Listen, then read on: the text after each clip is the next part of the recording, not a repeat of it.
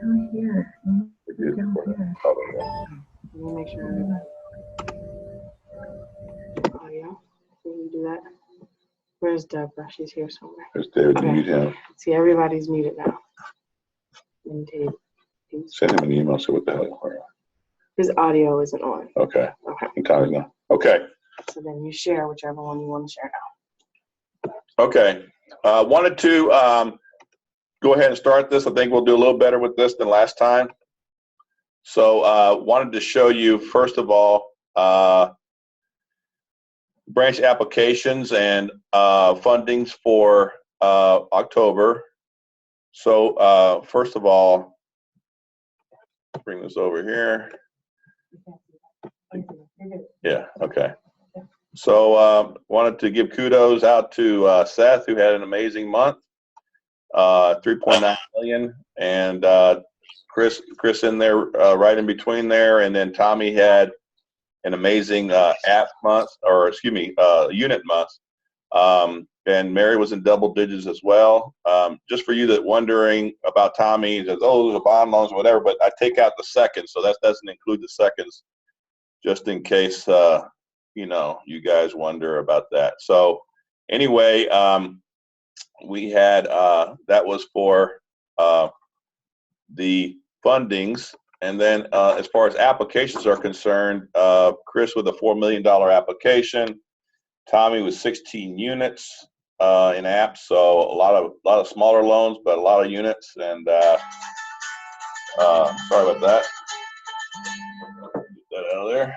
And then of course the really good months by Mary and applications and Mike, and you know, I think that October was you know, was a slower month than our norm. Actually 17 million is not bad. I think November is going to prove out to be a little bit slower. We had a slower month. Actually, as far as applications, that is slow for us. We were usually above 20 million in apps, but that's standard for the season. So not to get worried or concerned per se. I think November we'll see that our fundings will not be as great as they have been in the past. Last year, November was the worst year of the month, the worst month of the year. But it looks like, you know, as far as our application, we're up 59% above where we were last year. So that is a good trending. The industry is up 20-25%. So can't complain too much. One of the things I wanted to bring up, I sent this out on a Saturday to you guys, and I wanted to kind of throw this out to you for food for thought. Is you know, right now as a company, and you guys may want to look at this personally on your own personal stats, and it kind of gives eye-opening here. I was on a camping trip, which I hate camping, just for the record, but my son loves it. So I was on a camping trip at Cub Scouts, and I'm sitting around a campfire figuring out that I have nothing to do. So I had a lot of time to think. And so one of the things that I was thinking of here is I started looking at our stats, and, you know, we as a branch convert 45% of our files started to applications. And that's what it is year to date. And that's actually pretty good per se. But I guess my thought process, what would happen if we increase that just 10%? You know, what can we do to our file started? And it all starts with the file started. So, you know, I throw out the file started to you guys, not just to throw out another report, but just to kind of see who you guys have talked to.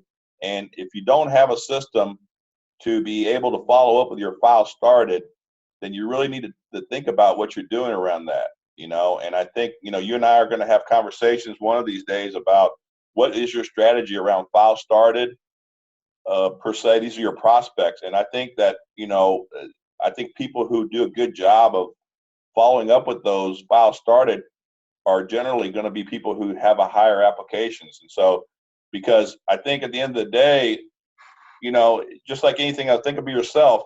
You go to one store or one place and they quote you one thing and then they never call you again. You pretty much think that they'll really want your business that bad. but you feel kind of obligated to that person if they continually call you and kind of check in on you and act like they're concerned about you as a person and want to do what you want, instead of them always following up with you, you following up with them. That creates a little loyalty when they finally do make that move to find a property. So I think it's highly important that if you do not have a strategy for following up on your file starter, that you should. I mean, our funding ratio, and this goes down to our funding to application ratio, is only 66%, which I thought was a little low.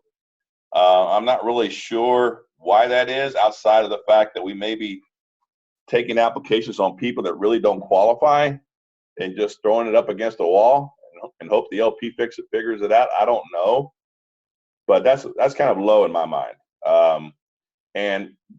And so hence you look at the 45% versus the 30% funding, that applies to that low funding ratio to application ratio. So again, taking quality, and during the file starter stage, one of the ways to get them committed to you is to get them to send you over their documentation, sell them on getting totally pre-approved, and getting all their documentations in. And so the worst thing in the world that could happen is they do find a property they fall in love with, and there's a problem on their documentation. So the more you can talk them into sending stuff to you, the more they're going to be tied into you, and the more higher conversion you're going to have on these files started. So it's one of those things that I wanted to point out to you, that making sure that you are doing something to follow up on those files started and to convert more. As you can see, our funding to lock ratio is 84%. So once we find a customer is committed and they want to lock, that's a decent number to be able to say we fund those.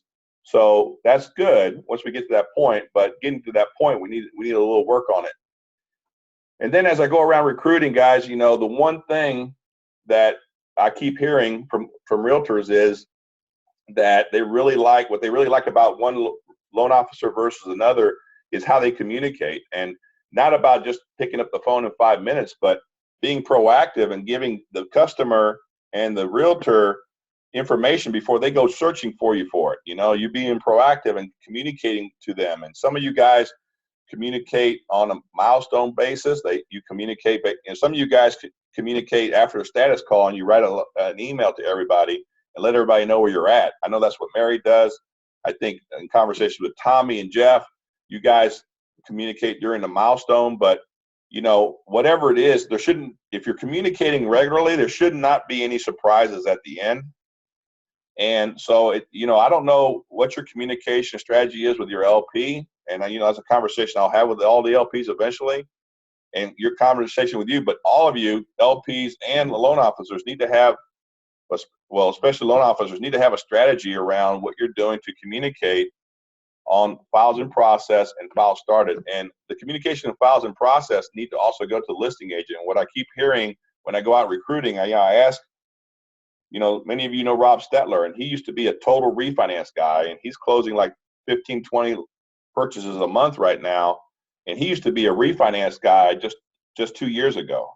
And he doesn't hardly get out of the office. And I asked him what was the secret. And he goes, man, once I get a deal, I'm also on it, and I make sure the listing agent's aware of it. So then I do a good job for the listing agent, and I go solicit the listing agent, and I build my business that way. And I know some of you do that. I don't know if some of you do that consistently, but at the end of the day, if you don't have a strategy of communicating with the listing agent, communicating with the buyer's agent during the process, communicating with your file started, then you're missing out on the blocking and tackling of how we're going to get our business. And we need to make sure we nail that down a little bit better and enhance that. So wanted to make sure that that I brought that up, because that to me, that's an important part, and you're going to probably hear me harping on that a lot. And I'm hoping to hold you guys accountable to having that, because that, without a doubt, is a key to future success. So next, I wanted to talk about TRID and disclosing TRID, the title company fees. So, I will stop you for a second. When you click on the emails, you can't see those. Can't click on these emails? No. Why not? We can't see that. So if you close the email that you just opened, Mm-hmm. and just don't double click it, just open it once. Open this once. It should come up. Okay, now stop sharing. There you go. Okay, stop sharing. Now go to your go to share screen. Okay, wait. You gotta open the email. Yeah, open the email first. Yes. Okay. Yep. Open the email first, and All right. then Stop share. and then share screen, and then go to the email that you want us to see. You always have to stop sharing first. Where is that email? Here you go. All right. Can you see it now? Yep, we're good. Good. Okay, good. Thanks. Thanks, Amy. Amy's doing a great job, by the way, while April's out. So I want everybody to say, give Amy a high five next time you see her. Say, look at James, give me a high five. All right. So look, I was playing with this today, and so here's the nuts and bolts, and we're gonna unmute Pam here so that she can chime in. Where is Pam? Find your face and then right click and then unmute. Finding Pam's face. Where's Waldo? I already did it. Oh, okay, good. All right, good. All right, so Pam, you can chime in at any point here. So we have been learning a lot with TRID, and so has the company. And to be totally transparent with you, there are still things that we need to fix and we need to address. And one of them is the closing process, to be honest with you. But the one thing that we have needed to fix is disclosing of the title fees that has, and I know Pam has worked with each of you individually, but I wanted to recap it real quick with you. Let me see if I can share the screen and get the Fidelity up here. Will it show the, it won't show the Google stuff, right? Go to your Fidelity first. This. Go to your Fidelity first. What do you want to show? Well, let me click on that thing.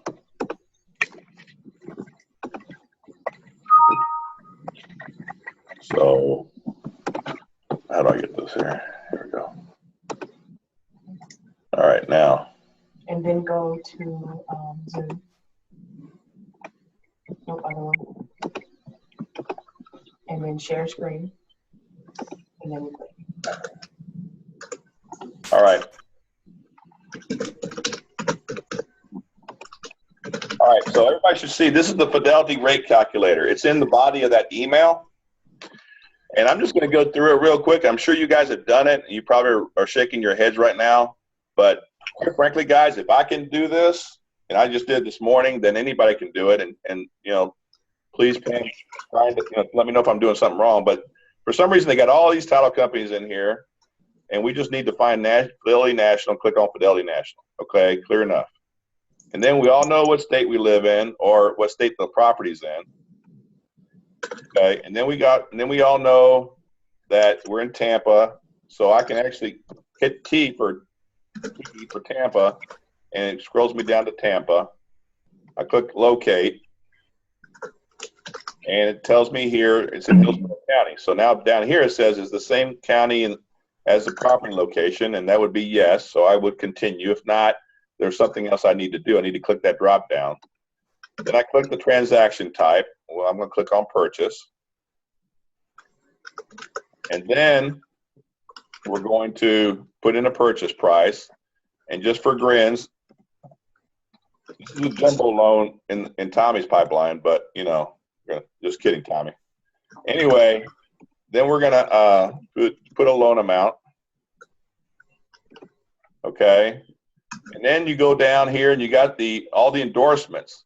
Now, look, they're pretty self-explanatory. You don't have to be a title agent to know what endorsements you need.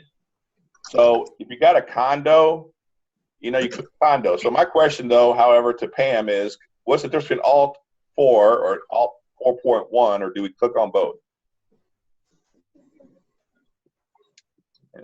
And can I hear Pam?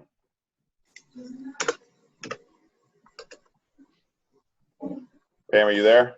You click on both. Click on both? Yes. Okay. So if it's a condo, you click on both. What about planned unit development? If it's Florida, you click on the one that says Florida modifications? Yeah. Huh? Okay. So somebody asked me the other day, what's the difference between a planned unit development and a condo? Seriously? Yes. So a planned unit development, if it's a condo, it's going to say condo in the legal description. And if it's a planned unit development, it's got an HOA, but doesn't have condo in the legal description. So that's the easiest way I can describe it to you. Okay. But if it's got an HOA fee and it's not a condo, you would click this. Okay. And then if it's a variable rate, again, Pam, do you click both for a variable rate? You just click one or three. Pam? I mean, you can click both. I'm not certain on that though. All right, you're better off clicking both to be safe, but we don't do a lot of variable rates. Obviously, we don't have any with negative amortization. We don't have CPs, a lot of CPs going on, so you do click the next one down. I don't know what future knowledge is, but since we're pretty stupid, we're not going to click that one. Letter of credit, we don't need to worry about that. Reverse, we don't need to worry about that. Balloon, we don't need to worry about that. Florida Form 9 is already put in. And if it needs flood insurance, then you have to hit navigational servitude, right? It's on the water. Is that correct, Pam? Pam? Hello, give me a minute.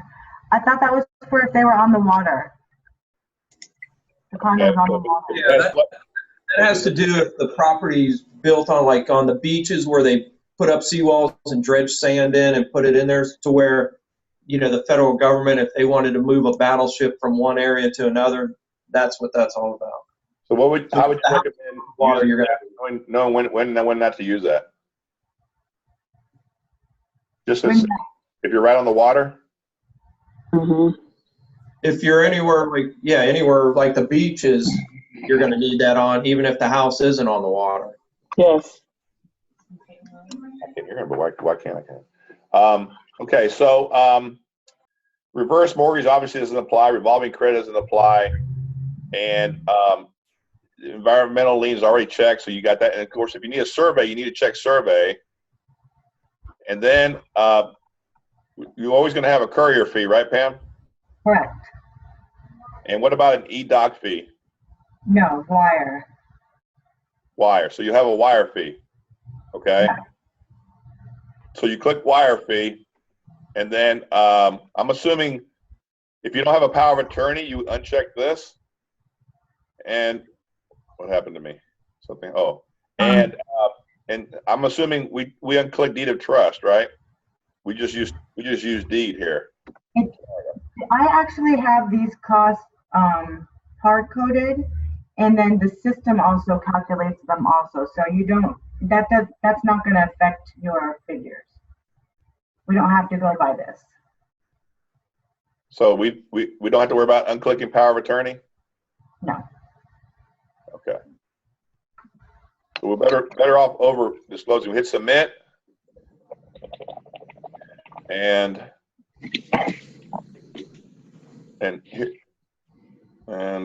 what happened?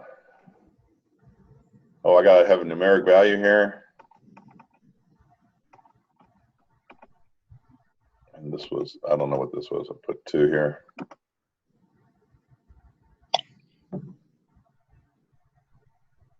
So now you get your quote, okay?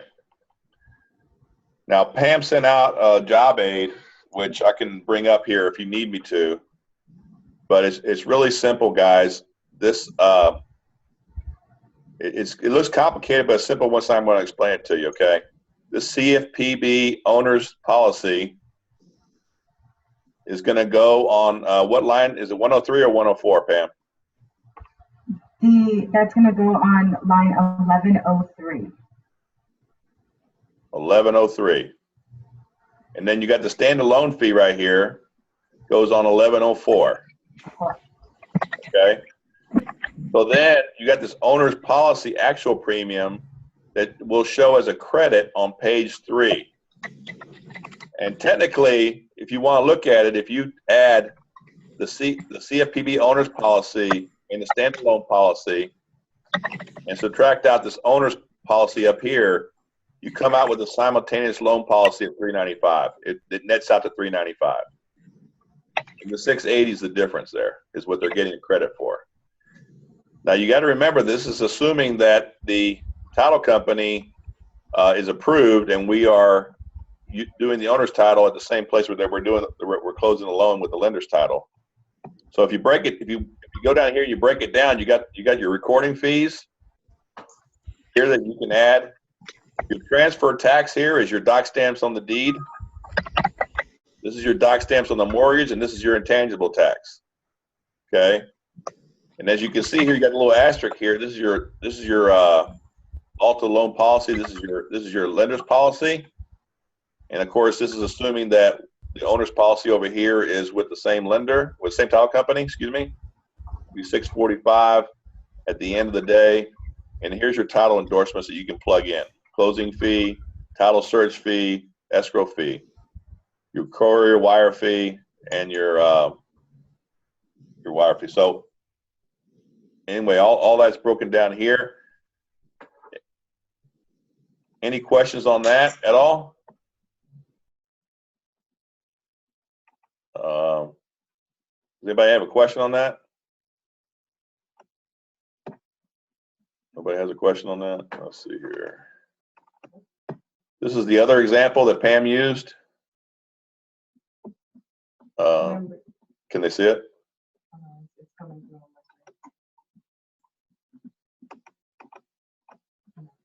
You have to end share. What? And stop the share. Now you have to share. And then click where you want to go.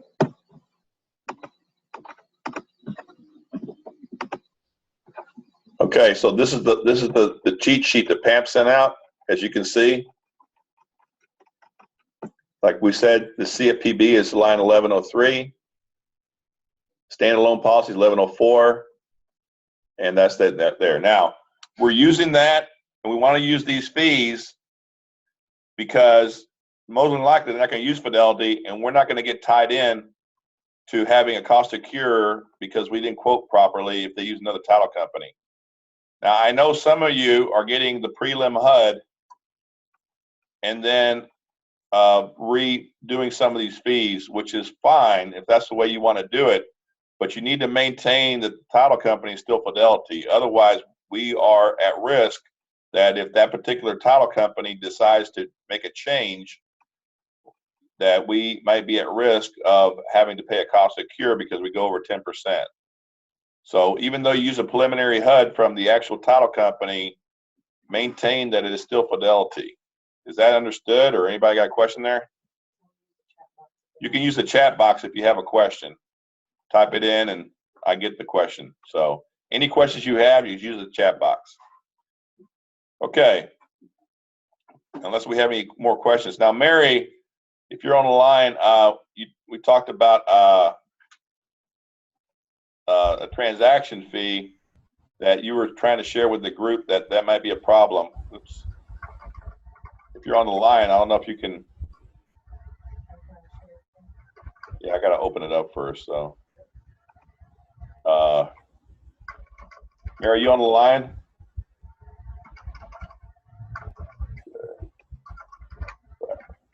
Hey, Arnie. Yeah. She can't hear you. Or she can hear you. She can't talk to you. All right, hold on. Let me see if I can take her off mute. Hold on. Let me get her thing up. Here we go. Transaction fee. Here you go, Arnie. She's in here. Hey, Arnie. Hey. Arnie. Yeah. Okay. All right, I'm gonna bring up your email. Here you go. So, Mary, you had a kind of a gotcha here on the transaction fee. So I think we need to and we have to disclose that right now. Yeah, you have to disclose it. The transaction fee, and a couple of realtors told me they don't always have it on the contract, but it may be listed already in MLS. Okay. They're like 55 to 325. Yeah. So, guys, when you're doing your LE, you need to be sure that you are adding in the transaction fee. Okay. So Mary, I'm going to unclick you. I think that you're right. She had a I client. think your audio. I should be able to hear you now. Hey, Arnie, she had a client, so I'm in charge. Okay. That's good. So what you do on that transaction fee, you go down to the 1300s, down by the survey. You cancel. You on the 2015 estimate, Yeah. and when you go down there and you hit that box, that the drop box, you Yeah. scroll down and it'll have what they call a realtor admin fee. Okay. Yeah. So then you'll click that, and then what you try to do is read your contract and see sometimes it's in there, somewhere around the second or third page. Sometimes they write it in the section where you can write in different things, home inspection stuff or sellers paying closing costs. Sometimes it'll be there too, but the best thing is just ask your realtor, or if you do a lot of business with them, you've probably seen it on the HUD before. But most of them I see are $295 to $325. Yeah. We need to disclose that to our customer because they're going to have to pay for it. So we need to be honest with them and tell them it's on there. And is that a no tolerance fee at all? Do you know? I mean, if we know about it up front, we have to disclose it. Otherwise, it could be a cost of cure. Yeah, it'd be a cost secure. I don't know about the other, but that's what they told us on all those calls, before it started. Yeah. All right. So the next thing I want to pull down is CD issuance. So Eric sent out an email to the branch managers. I think I forwarded it to you guys, or maybe you guys were on it. But apparently, a lot of CDs being requested the same day as a CTC coming out. And this came out yesterday, actually, from Kerry Worth. And I just want to review it, make sure everybody understands it, get some feedback if necessary. But, we all got to, I think, I don't think the majority of loan officers or realtors have kind of got their head around the fact that we need to set different expectations now with TRID. And, the way we used to do it pre-TRID, it's not necessarily the way we can do it today. And, we were trying to talk about giving closing 48 hours, which we still probably would like to, but they're asking to give them at least 24 hours. So just to be 100% clear, if you read this email, that in the milestone, and processors need to be paying attention mostly here, and Susan, milestones need to be moved to in closing by 4:30, or actually by 5 o'clock Central Time. So that's 6 o'clock our time. It should not be a problem for us. But they're saying, like, for example, if the file got moved to in closing at 5:30 Central Time, which would be 6:30 our time, well, now that pushes out an extra day as far as expectation for the CD to go out. So just want to be clear that we got to give them 24 hours for the CD to go out. So if you need your CD to go out tomorrow, for example, okay, that file needs to be moved in closing at the very latest by 6 o'clock tonight. And Arnie, they have till 5 o'clock next day to get the CD out. So, I mean, the day the CD goes out, it may not be until 5 o'clock. Right, that's correct. But we have until apparently 5 o'clock Central Time to. And the other item on that is underwriting doesn't review files for CTC until the afternoon. They don't do them in the morning. So it can be something that's going to come out later. So if you're running close to your deadline, you need to email myself and the underwriter so we can let them know what files we need first. Because if we're close on a CD, I want to prioritize the underwriter's data review. The CDs we need first earlier, and then the other ones later in the day. Yeah, and I want to be clear that everybody pays attention to that last line, that last paragraph at the bottom there, that those items need to be in the file before we move it to the in-closing milestone, in fairness to them, because that's going to just hold them up. And so it's not considered to be in closing unless you have the HOA insurance binder in there, the invoice, paid receipt, the title commitment, all third-party invoices, and any miscellaneous documents pertinent to the closing. So that all needs to get in there before it's considered in closing. So we need to be aware of that and be conscious of that. And, you know, I don't want to be the branch that is always causing, because we're not going to get favors if we are the one that is always mucking up the system. So, you know, I just want to be clear on that part. And apparently it's an issue because Eric actually followed up.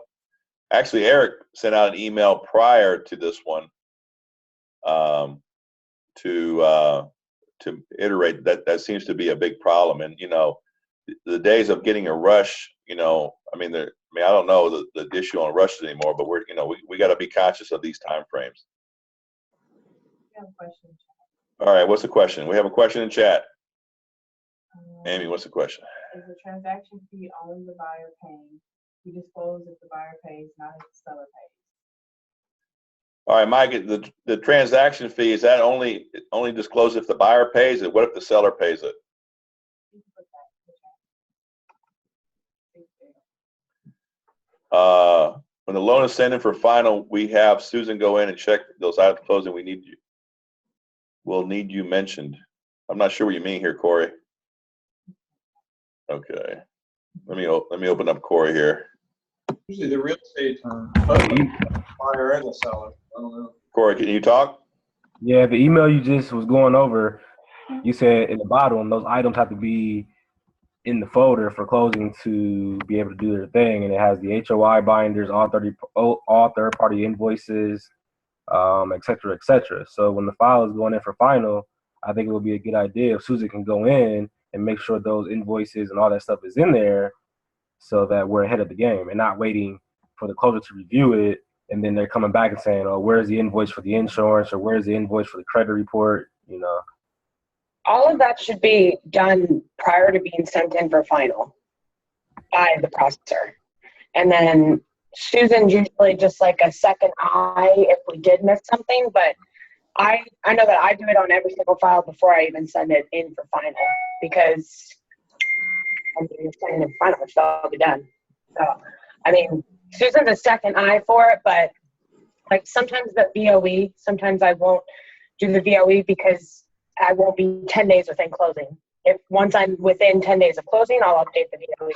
Sometimes I can't do that because I'll be sending in for closing 12 days prior to closing. But so that I usually see come up. But other than that, everything needs to be checked and all done before being sent in for final.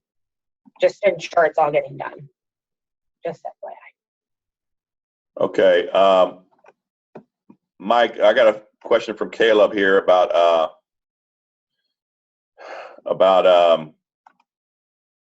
the fact of the transaction fee. If the seller pays for it, you have to disclose it. Mike or Mary? Mary or Mike? Yeah. You have to disclose the transaction fee if the seller's paying for it? I don't know. I mean, I've never seen the seller pay for that. Usually they have the one that charges them one. Yeah, I would think that's right. So I always disclose the buyers. Does that answer your question, Caleb? Sure. Okay. And it's one of those things too where, I mean, sometimes like you said in the contract, it may not be in there. It may be in the MLS, or they may just tell the people. So, I mean, I just disclose, if I don't know, I just put 325, you know? Yeah, it's good. How do I get this out? Okay. So David had a question. If we don't have access to the MLS, if the transaction fee is not listed on, how do we list this? And I guess the answer to that would be to get a copy of the MLS from the realtor, right? Or you just ask the realtor. Yeah. What the cost is. Does that answer your question, David? Yeah, I mean, I don't think it's it's just an additional question. If it's not in the contract, why is it not something that can be added later? Because you should have known it up front. Just like if you know it's a flood insurance, or if you know if it's you should know there's certain things you should know up front. Yeah, Well- and just the competing aspect, I just worry when our fee sheets show $400 extra in fees versus every other mortgage company. Well, and from an ethical standpoint, I worry that customer goes to closing thinking that they have a certain amount of money to close with, and they get charged $400 more. So, I think it's something we have to explain. Jeff, it doesn't look like you agree. Even though it's not our job. I don't agree, but it doesn't really matter, right? It's the law. Yeah, that's right. Starting to get it, man. Starting to get it. All right, let's go. Let's share screen. Let me get out of here. How do I get out of here? Back to meetings. Let's see here. Back to my, how do I get into my regular? On your top right. Right.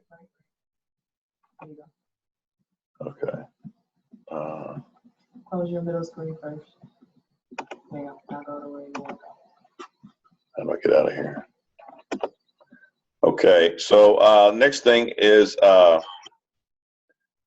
so Pam, you want to talk a little bit about the expectations around the CTC submittal deadlines and that kind of stuff? Yes, I've been sending out reports to the processing team, and I think I've even sent it out to most of the LOs that shows the date the loan needs to be in for final and the date that the CD needs to be out. I've also sent a PDF that showed what your closing date was, and then what date your CD needed to be out versus mail or e-consent. And I know there's been a few questions on those, but that's something that we're going to track on our end daily to make sure that they're getting out on time. But it's also good for the LOs to know that, the CD date needs to be and what the in for final date needs to be, and that they're getting involved when needed to make sure we're getting documents from the borrowers on time. Did you guys get that PDF showing the closing dates and the CD dates? Anybody didn't? If you did, you can hit the chat or raise your hand. I can see everybody right now. Do they have any questions on it? Okay, Deborah has a question, looks like. All right, Deborah. No, we were just being funny. You're trying to test me. Okay. Anybody got a question? I can't see Mary or there. I see Mary now. Okay. Can't see Mike, and Melanie. But anyway, okay. So how do I get out of here? Okay. So again, the big thing is that the appraisal deadlines. I had a story. It's kind of a gotcha that the customer took 3 weeks to give us an intent to proceed. Guys, if somebody's going to give us 3 weeks to intent to proceed, more than likely they're not hitting their closing date. And I think what's happening, I think what we need to be very good at is educating and informing and double educating and double informing and putting it in writing through email, the deadlines to the customer if they want to make the closings on time. I think that the customers are holding us up most of the time, and either, I keep hearing that the customer doesn't listen. But if you have it in writing, then you can just forward them the email that you talked to them about this, and you pretty much get them to shut up. But we need to be pounding into these customers' heads the deadlines, the expectations, and letting them know that they don't hit the deadlines, they are subject to not hitting the closing date. And one of the things right now is, Pam, I don't know if you mentioned it or not, but the 10 days prior to closing, we need to, have everything in for CTC. So, we got to start looking at that. We got a short month this month. We got Thanksgiving coming up. Friday, there's not a lot of people working. The last day for refis is the 24th. So we got a very short month this month. And so we, I was communicating with Susan and Pam today. processors, everybody, we need all hands on deck to get these customers to understand that we need documents in if we're going to meet closing dates right now. And so, you know, we need to, November is going to be a very, very short month. And I think the general rule of thumb that we need to have everything in for CTC 10 days prior. It gives us time to have a hiccup in underwriting if we need a hiccup in underwriting to overcome. And it gives us time to get the 3D, the time for the closing department to have their time to do the CD. It gives time for the CD to get out 3 days in advance. So we need to kind of put that in our mind and let the customers know we need everything here 2 weeks in advance. And you know, everything that we need. And so it gives us time to possibly overcome something if we have to. Another thing to make sure of, let's not, we sent this out to the processors, but once we get the appraisal in, we need to submit whatever we have with the appraisal. And the feedback consistently from Melissa Valley is I'd rather sign off on 1 or 2 things than sign off on 10. And so if we have something that's critical to the file, let's get it into underwriting. And let's not wait to the end, because at the end, they're going to always have something else they're going to want. And it's going to be, it's going to put a delay on our closing opportunity. Got a couple questions on chat. What's the plan when underwriting misses their review dates based off the loan calendar? I'm deferring that to Corey. I mean, I would forward that to Pam. So Pam, any thoughts on that? Corey emailed me on one this morning, and he asked, and I don't know what their reports are, so I have to ask Melissa.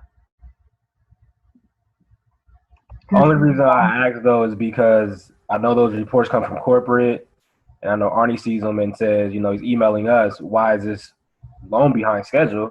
And I'm looking at this file, and all of our upfront stuff was done ahead of schedule, but now the delay is coming from the underwriter where we were supposed to have the conditional approval yesterday, but it's now today. So now it throws off the dates for the rest of the file flow. So we got to pick up the slack. So I'm looking at here now, it says additional borrower docs are due today, but I can't get additional borrower docs if I don't have an approval.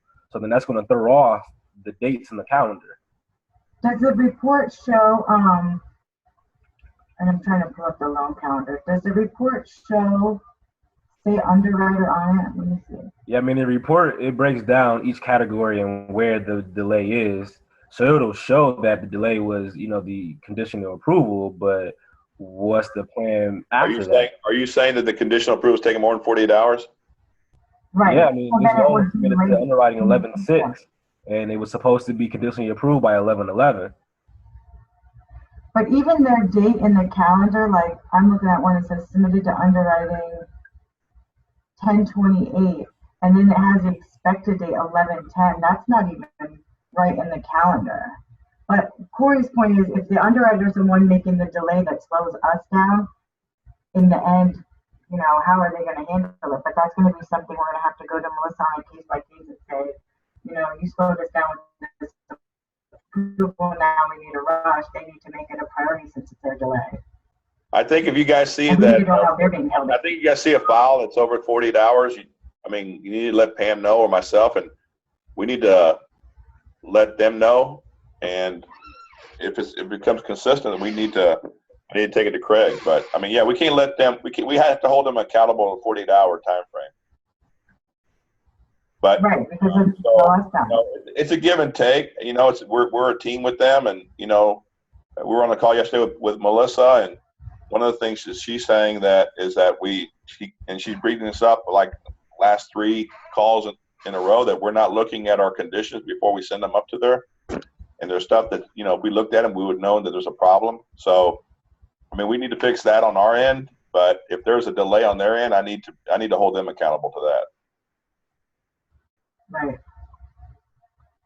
So that particular file, I guess we need to send it to Melissa, Pam, and so Pam, you said, how did it take 3 weeks when there is a disclosure that is e-signed when the borrower signs the disclosure package? I'm not sure what you mean. I said that? Yeah. No, I didn't. You're TA, right? Who's TA? Okay. If you didn't say anything, we'll move on. Okay. The other, huh? Are we good? I guess. We haven't finished yet. So I want to make sure, does anybody have any issues with e-consent anymore? Are there any more issues with e-consent? Wanted to show you this here from Lisa Fensky.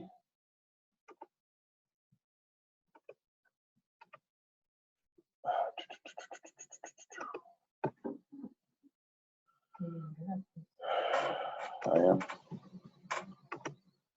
All right, so here's Lisa Fensky sent this out, and the borrowers have to make sure e-consent Q&A on the left-hand side of a compass. If you don't see that mark there, then they haven't e-consented.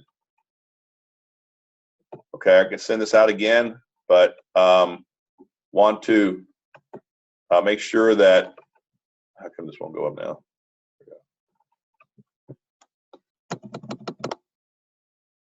So there's some eCompass not letting me send out e-consent. What should I do? Normally this means you already have the e-consent for the borrowers. Typically occurs on the web applications that are imported.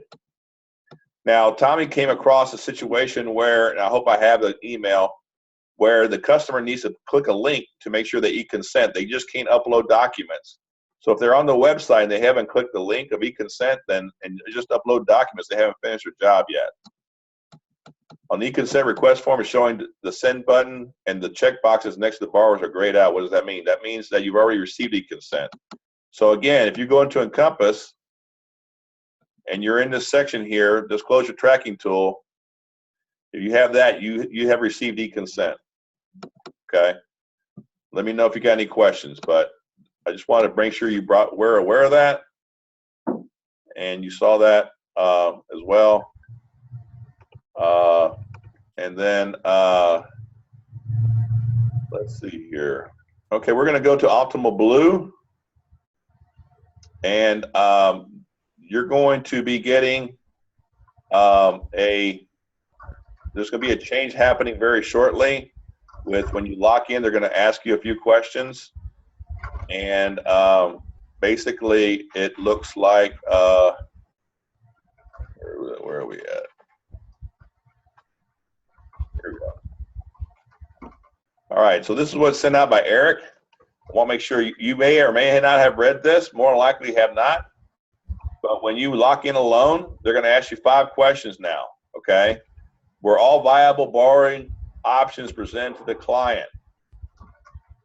And you need to click yes or no. If you click no, additional response is required. And so, you know, again, it's a fair lending question that we're trying to make sure we're off the radar of fair lending. I can tell you it's a big deal because I recently set up the line something, and they like the way we do our pricing, and they want to keep us the way we're doing it because they are concerned about fair lending in some other branches. So, and in all fairness, guys, if you're not quoting different options to a borrower, you're doing a disservice because you don't really know the borrower's needs or wants unless you're giving them a few options. Not everybody's a 30-year fix. So, you know, and not everybody is educated on what the other ones look like. So you need to make sure that you are providing some options to a customer. Number 2, pricing being equal. Did you give your client the lowest rate? I think in our market it's usually the case. So did the borrower request need a lender closing, credit for closing? If it's yes, then you need a question and a straightforward response like either a monetary number or percentage is acceptable. Did the borrower request a lower rate through discount points? If he said yes, then you need to explain, you know, a straightforward response is fine. Does the loan include LPMI? And yeah, that's just a simple yes or no. So I just want you to know, be aware, don't be surprised when this comes out. That they're going to ask you these 5 questions when you lock in a loan. So just want you to be aware of that and know that's coming. What is this here? That's nothing. Huh? Yeah, I can't see that yet. Okay. So that's coming here very short order. And I want to make you aware of that. That's coming here. So we're going to move to moving along. We're going to move to the product 411 stuff. So let me just open that up.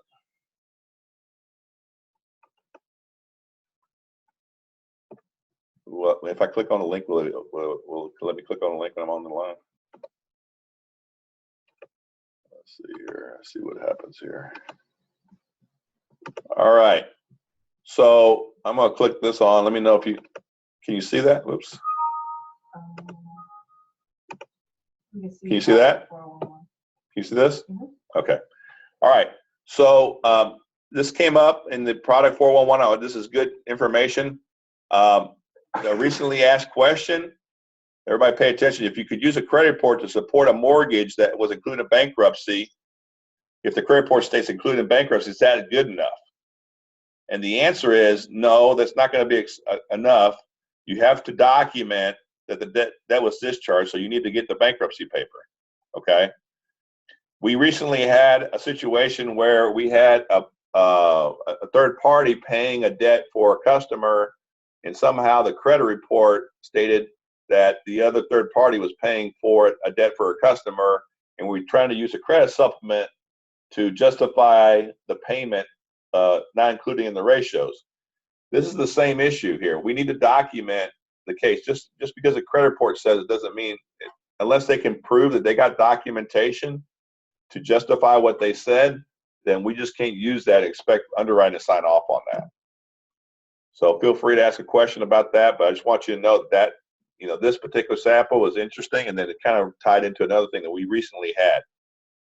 If you're trying to reach out to Margaret Crawley today, you're not going to get her until the end of the month, after the end of the month. So you need to be utilizing product 411 or loan scenario for a while. And then last but not least, there's a new Fannie Mae Home Ready program that will be implemented with the new DU version of 9.3. I don't know what that means 100%, but if you get on the call next Thursday at 3:30 Eastern, they'll give you more information about this new product that may be something that we can use. Maybe if we're the first ones out there with it, maybe it's something that we can get somebody's attention with. So I encourage everybody to be on the call if at all possible. And I can't get that to open. So why did that happen to me? Jesus, Jones. Okay, still learning this thing. All right. So where is the product 411? Damn it. Come on. Oh.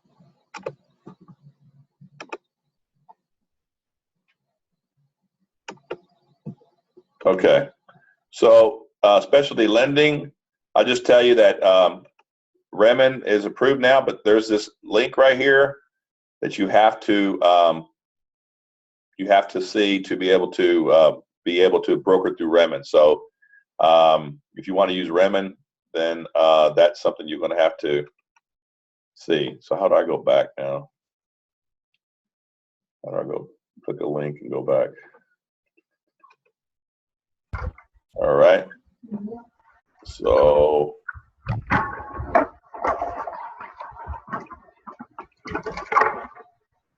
all right. The rest of these, I'm just going to go through them real quick.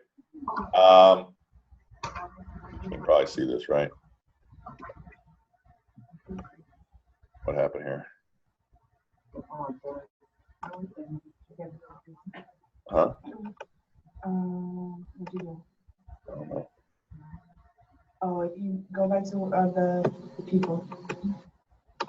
you see the box? Right. Oh no, I lied. I'm sorry. What'd you do? Oh, stop sharing.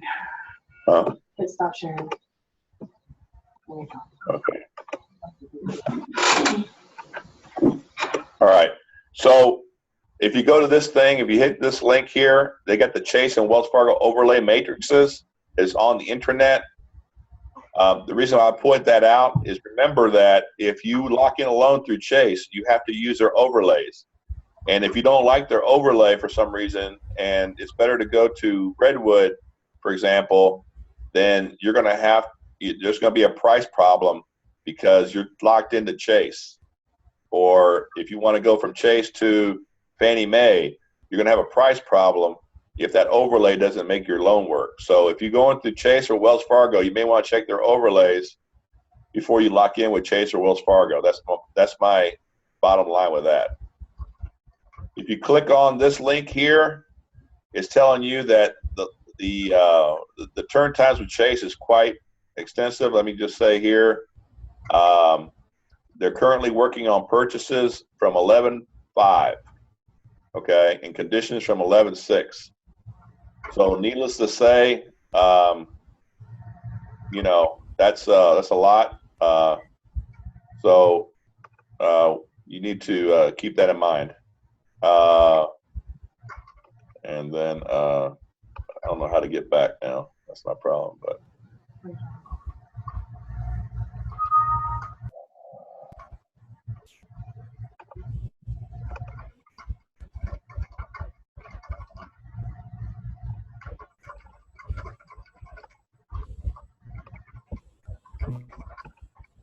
All right. Okay, so Freddie Mac, Fannie Mae has an announcement reminder. Let me open that up. So I wanted to show you here that Freddie Mac is, let me open this up a little bit.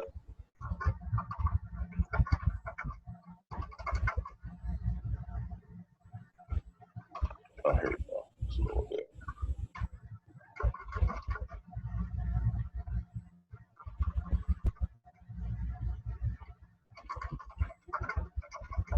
All right, guys, as of December 12th, Fannie Mae will implement DU version 9.3. Just letting you know, I don't know if there's going to be a weekend where, you know, we'll be out, but they got this new loan called Home Ready. It's taking the place of My Community. So just be aware of that. I don't know if it's going to be any good for us or not, but it's interesting. Got a home ownership education involved. And Mary, for Seth, who's our high balance king, Fannie Mae is aligning the eligibility of high balance loans with Fannie Mae standard eligibility requirements and now allowing a maximum of 95%. So, hence the existing overlays apply will be removed. So high balance is in game. I know Seth does a lot of them in Virginia, and I know there may be some opportunity maybe in South, like in Sarasota area and stuff like that. So, you know, if you're going out of state, you know, and you're in a high balance area, you would need to know that by the, I think the Fannie Mae website. You know, that might be an option versus doing a jumbo loan. So, you know, keep that in mind. Keep that in your back pocket. Non-occupant borrowers are now, when considering non-occupant borrowing a mortgage, DU only considers the credit and assets of such borrowers right now, and not the income and liabilities. As of December 12th, they will include the income and liabilities as well. So that might help in qualifying some people with non-occupant borrowers, just keeping you in the loop, keeping you educated. This Federal Home Loan Bank Board applies to Wisconsin, so we're going to pass over that. This one I need everybody to pay attention to because Freddie Mac is coming back with some enhancements, and they no longer require a 5% contribution for personal funds for mortgage. So they're lifting that requirement. Okay, so that's happening. Now this enhancement, when you're locking in, you have to lock into one of these companies. You can't just use anybody. You can't use Chase, for example. You have to use Wells Fargo, BB&T, Fifth Third, U.S. Bank, or Freddie Mac Direct. You can't use Chase if you want the down payment to be a gift on Freddie Mac. Okay. They're also removing the 120-day seasoning requirement for no cash out when they've used the mortgage to finance a when they use the mortgage to finance a purchase money transaction. So again, you don't have to wait to refinance somebody now using Freddie. Okay, as long as you're doing it as a no cash out. That's good to know. Keep that in your back pocket. Okay, here's a big one, guys. Pay attention. Loan prospector mortgages. If LP takes the deal, then we don't have to worry about seasoning or waiting period on a short sale. But again, you have to lock it in with Wells Fargo, BB&T, Fifth Third, Waterstone Silver, conventional conforming, or Freddie Mac. And if you, like Chase, for example, will not be able to take this loan. Okay, and U.S. Bank, forget about it. Okay, they want extenuating circumstances. All right, so that's a good one. And I checked with Melissa Valley actually as well. Actually, I had one of our Wells Fargo friends check with me and ask me how we were dealing with that. And I actually went to Wells Fargo because at Wells Fargo, they are downgrading it to a manual underwrite. And I checked with Melissa, and she goes, "No, if you got an LP approval, we're good." So apparently Wells Fargo correspondent will take the deal, but not so much Wells Fargo retail. Just FYI. When using credit cards and unsecured lines of credit, fees associated with application, but there are two options. You can verify the borrower has sufficient funds to pay the charges, or advances include the payments charged. So anyway, that's FYI. I sent an email to Loan Scenario about this, but if Freddie Mac is eliminating the need for additional reserves and rental income requirements necessary and standard on rental requirements for transactions when borrower current primary residence is a pending sale, but the sale will not close prior to the closing of the new mortgage. So, or being converted to a second home, or being converted to investment property. So I'm trying to find out what the guidelines are if they convert to investment property. But in the meantime, if it's a pending sale, if you get an executed contract and you have but you're going to have a lender's commitment with that for us not to include it. So they don't necessarily have to close, but you're going to have to have a lender's commitment along with the contract to not include the payment. FYI. Let me know if there's a question. And then apparently with Freddie Mac, here's a good one. David, you had some stuff about this recently. But with Freddie Mac, you can do a cash out and state that no borrower is required to have been on title to the subject property for at least 6 months if at least one borrower on the cash out refinance either inherited or legally awarded the subject property. So if they were legally awarded the subject property or inherited, you don't have to wait the 6 months to do a cash out. So again, there's certain investors that will take that. Wells Fargo is not one of them. So it had to be, so you look at that as well. So there's more enhancements coming up, but just so you're aware. They also increased the multiple finance properties from 4 to 6. They eliminated the need for rent loss insurance and landlord history. We always went to Fannie Mae. Wells Fargo, we always had to have a 2-year history of managing investment properties to use the rental income. Freddie Mac's eliminating that now, just like Fannie. So just FYI. So we don't have to switch over back and forth anymore. So that's a good place for us to talk, maybe for Tina to talk to us about the, I'm going to unmute you here, Tina, about what you found out about the switching from LP to DU, that there's been some instances about that and not so acceptable by underwriting. Well, I was told that whenever we are switching, really we need the LPs, the LOs need to ask for permission to switch, not just switch it and then ask for permission afterwards. They need to typically send an email to Pam, giving her the reason why they feel like they need to switch from one to the other. And then Melissa will be the one to approve that and also get the one that we don't want to use, the AUS findings, out of the file. Yeah, so it's really real cool that we're able to pick DU or LP, but we have to be knowledgeable enough to pick it up front as best as possible.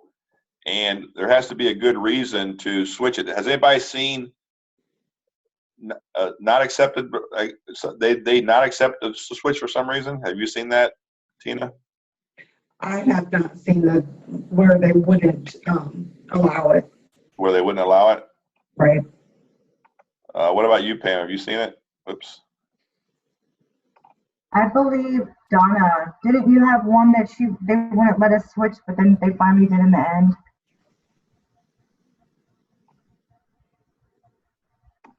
Or Mike? But normally, as long as we have good reason, they almost let us switch. How do you get everybody on here? Let me unmute Donna. Hold on. Stop sharing. Oh. All right. All right, Donna, I just unmuted you. Okay. Yeah, we had one, and actually you got involved with this one, Arnie. It was locked with BB&T, and BB&T is Freddie lender. If you use DU with BB&T, there's an 8th add-on. Mike had run through DU because that's often his initial fallback for many reasons, but in the end, he ended up locking with BB&T. So we wanted to switch from DU to LP to avoid the 8th add-on. And this was a little while back, and Melissa said no. And it was like, but we're trying to save an 8th. It's got nothing to do with whether or not we can get an approval. We're approved either way. We're trying to save an 8th here. And she wouldn't budge on that one. And in the end, Arnie, you said, just let it go. We'll take the 8th. I've had cases where they've agreed to do the switch, but that was the most baffling to me because I'm like, but we're trying to save money for the branch because here. it was just about price, and that's not like I could, something about price is not something that they're like into switching for. So I'm going to tell you right now, right, 100%. If you're using BB&T, you better be pulling LP. So BB&T is an LP lender, and if you're going to lock it in with BB&T, you better go LP. Period. I had that same situation where Melissa also would not switch it for the pricing, Donna. And is there any way we can get like a cheat sheet on that? Because I mean, I think that's kind of would be cool. Well, like Arnie said, if you're going BB&T, go LP. Is that the only caveat there? Is that the only one that's? Yeah, that's the only one that's like that. Well, it's pretty much. I mean, what happens is you end up doing a pre-approval for someone, and then they find the contract, and then you go to lock them in, and BB&T has the best rate. Well, you already ran it through Fannie Mae, right? Not because you didn't have to go LP for 1 year's tax or something like that. That's what caught us, and I didn't even know they charged an extra 8th. So when we got near closing and doing the with the lock comparison or something, that's when the lock desk came back and told us there's going to be an 8th. Well, I don't know why they didn't tell us that up front, but they told us that at the end. But Mike brings up a. So Jeff, what's your take now on using LP versus DU based off of the appraisal situations that you've been through lately? Yeah, I try to run every. We can hear you. I hear you. I try to run every loan LP because I've had several loans have issues with collateral underwriter.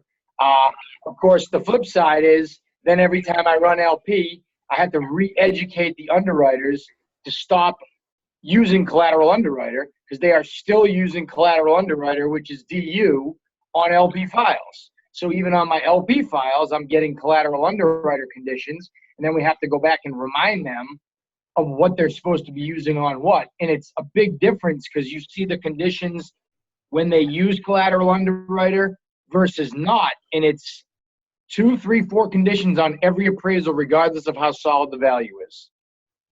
Yeah, I don't have a lot of good reasons to use DU. That is, we have normally Laura and Donna, so I have to go back to Melissa, and then she's corrected them, telling them it's LP, you don't use the CU conditions on that. Yeah, Jeff and I went round and round on a couple of appraisals because we had to use Fannie Mae for whatever reason, I forgot. But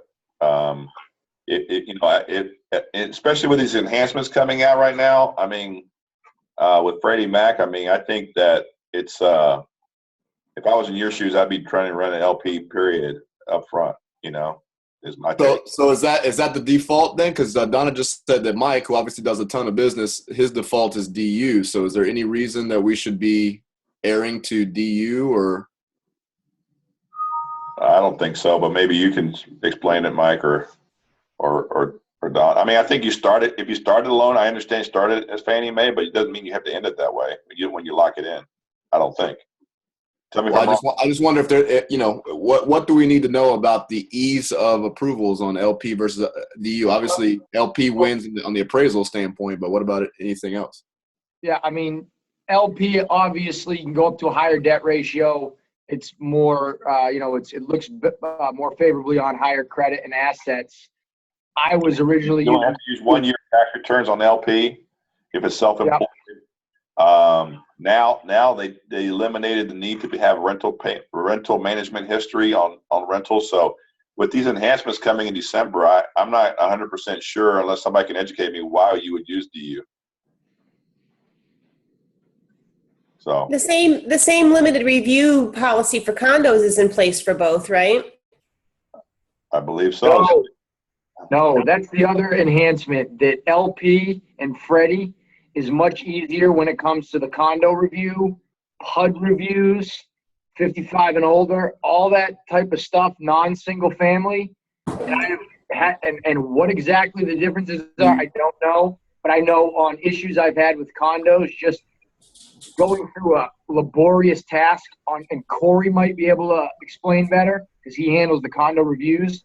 On DU is much more stringent than on LP. I know for one instance, it was an issue with a fidelity bond, and it was just as simple as DU required it and LP didn't. Well, that's true on full reviews. Yeah, DU is very strict, but but LP and DU, or as far as the limited review goes, they're aligned, right? I mean, there's no difference there. Underwriter can do limited review on DU or LP.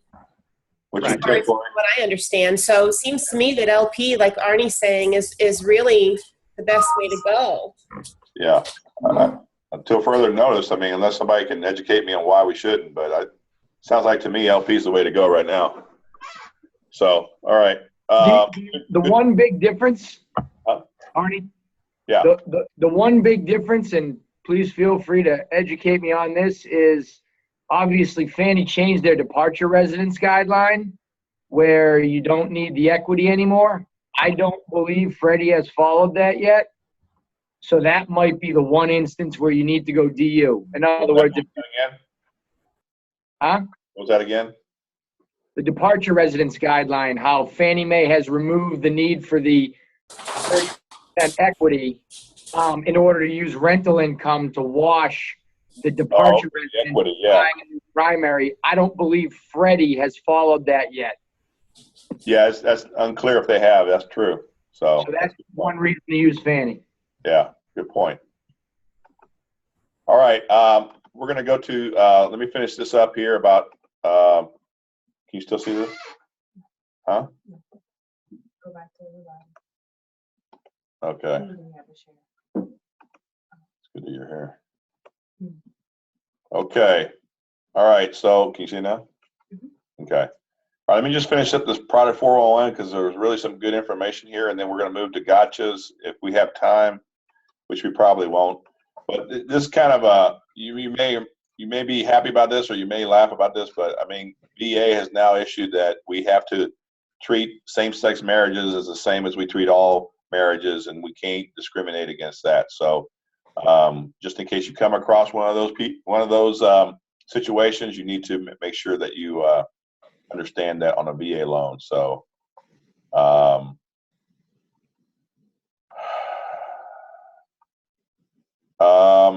the rest of this is bond stuff. The only other thing on this product 401 is that Regions gets suspended now, and so we can't use Regions anymore. So for right now, at least until further notice. So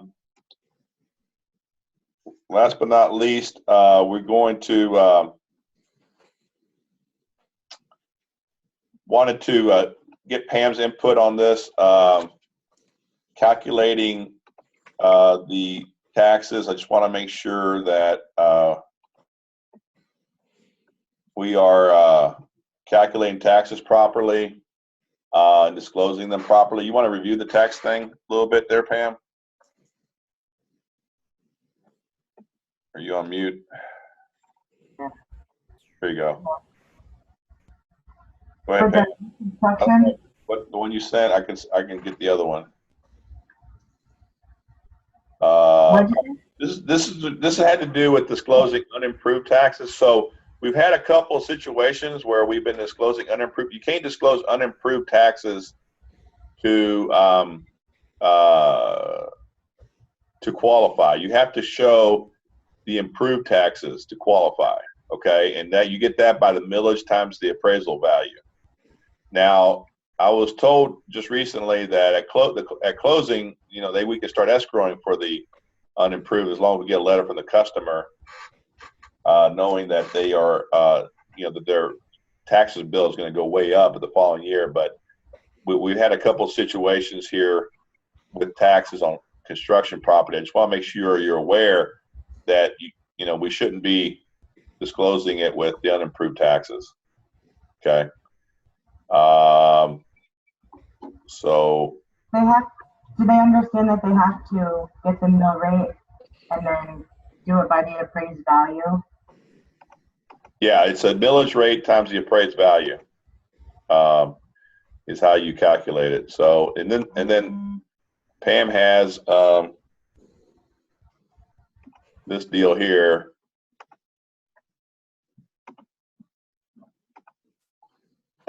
So Pam, you're talking about how to disclose the property taxes? I have it on the screen, right? You want to chime in here, Pam? Yeah, your thing broke up. Yeah, on the property taxes, which I have been working with Kate Johnson, they're on the files where the property taxes were disclosed in the escrows as 15 months.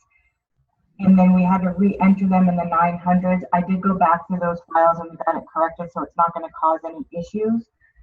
But for going forward, this month and next month, they need to be entered into the 900 sections, which is the same section that we disclosed 12 months of hazard insurance. And we will not touch the escrow section that auto-populates to 3 months each. Any questions there? We got this email that went out from Pam. If you want to look at this job aid, please do. But we've had some issues with disclosing taxes here recently. I want to make sure we get this right. So I want to bring that up again. And then you'll give them the credit on the lump credit on page 3. If I open this up, does it show? Does that show? Huh? No, it doesn't. Okay. So you have to stop sharing and then share again.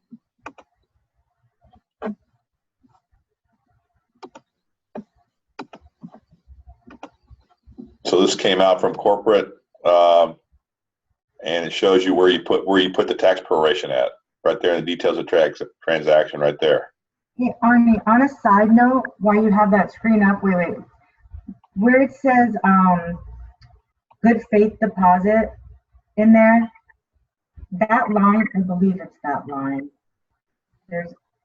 For some reason, that line always grays out and we can't update figures. So it's best to always put the good faith deposit on that same line where they're showing it. Because once that file gets submitted, we can't change that amount. For some reason, it's grayed out. So when the LOs are putting in their stuff, always put the good faith deposit on the same line where they're showing it on the screenshot. Okay. That's good information. Okay, so we are going to move along and can't get out of here. And the other thing I was going to tell you, Deborah Carlo came in here, on some of the county sites, when you go in there, it actually gives you a calculator. You could put in like the appraised value, the millage rate, you enter everything, and it will actually do the calculation for you on the taxes.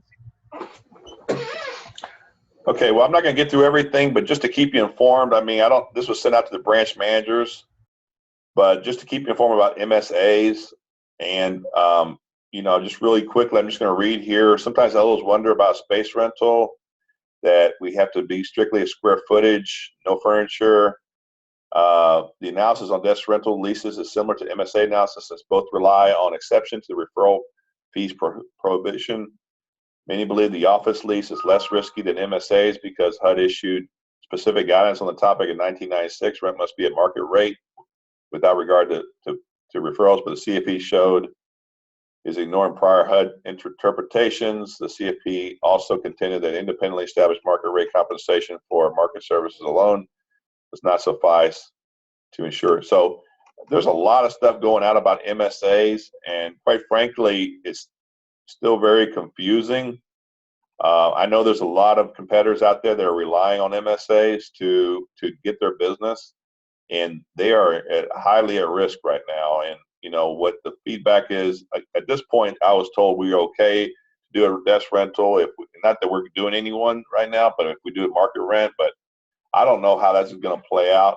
I also been told more of a joint marketing thing is okay, but the true form of MSAs, to me, it seems like a little risky right now. And there's an appeal going with PHH because they got sued $6.4 million by the CFPB, and the company's trying to appeal it. And so the whole industry is kind of watching that and see how that plays out to see what the future of MSAs are. But companies like Van Dyke and Movement and stuff like that, I mean, there's a lot of, I'd be concerned about my MSAs if I was with them. So just wanted to show you that. And I'm running out of time, and so in respect of time, I'm just going to just tell you real quick on a VA loan, on pest inspection. Jeff, what's the deal on pest inspection with VA loans? Jeff? You need a pest inspection on any VA purchase, as everybody knows, but the part that I didn't know, which I still do not understand, but once again, why should I question anything, is that you also need a pest inspection on a refinance of if it is not a VA to VA. In other words, if it's not a VA streamline, you always need a pest inspection. If the client has occupied the property for 20 years and has a pest service that comes out every single month, that does not matter, which I don't think makes any sense at all, but the veteran can pay for a pest inspection and get it. I did a refinance of a conventional loan into a VA loan, and we found out the day of closing we needed a pest inspection. So FYI, don't let that happen to you. There you go. You're making progress, Jeff, though. You're making progress, man. I'm trying not to make the same mistakes twice, as you can tell. All right. Oh, my goodness. All right. Last but not least, two things. Be on the lookout for the Vegas trip is the 20th and the 21st there's people that are invited. I would tell you that anybody who wants to go can go. I'm going to create a little bit of a contest to see for loan officers to get them eligible to go if they would like to go. People who are in the President's Club or whatever, they go automatically. And I'm also going to do something around LPs and processors too. So I'm going to get with Pam about that, but I'm more than happy to send you guys to Vegas on the 20th, 21st. I'm going to put a little skin around it to make sure it's a little fun and we create a little bit of a momentum to get there. But last but not least, and I get you out on time here, is our Christmas party is December 3rd. Should be a lot of fun. It's going to be at the Rusty Pelican. If you haven't RSVP, please do. And as we speak, Eric's sending another trade update about CDs and scheduled closing dates, so make sure we read about that.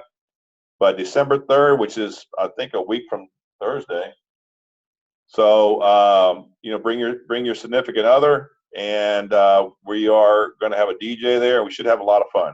So I think we're going to have a battle of the lip sync battle, and more details on that is coming very shortly. But I think we're going to have a lip sync battle between Clearwater branch, the St. Pete branch, and the Tampa branch, with some prizes involved to the winner. So you may want to. I'll get it to you, Laura. I'll get it to you. I sent out an email this morning to everybody. I don't know if you were on that list, so I'll get that to you. Other than that, I'll let you guys go. It's 12:30 on the mark. Thanks for your time. I think this call went a little bit better than last time, so we will let you go. Thanks have a great day. Okay, stop recording.